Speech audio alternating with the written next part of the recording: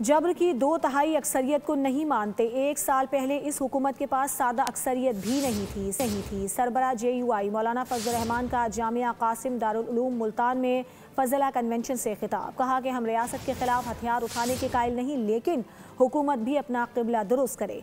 तालीम और तरबियत बुनियादी चीज़ है। उलमा को इंतहा पसंद और मुआशरे से कटे हुए अफराद करार दिया गया। अफसोस कि हमने दीन से सियासत का शोबा निकाल दिया।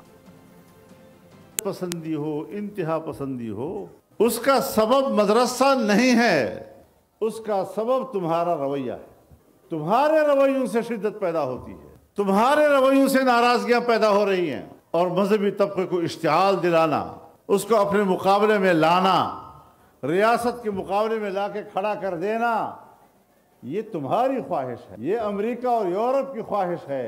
और अल्हम्दुलिल्लाह जमीयत उलमा इस्लाम ने भी और विफाकुल मदारिस अल अरबिया ने भी और तमाम इत्तेहाद मदारिस ने भी आपकी इस ख्वाहिश को नाकाम बनाया है। जैसे कि मौलाना तकी उस्मानी साहब ने फरमाया कि इस अमल से हमें नफ़रत है।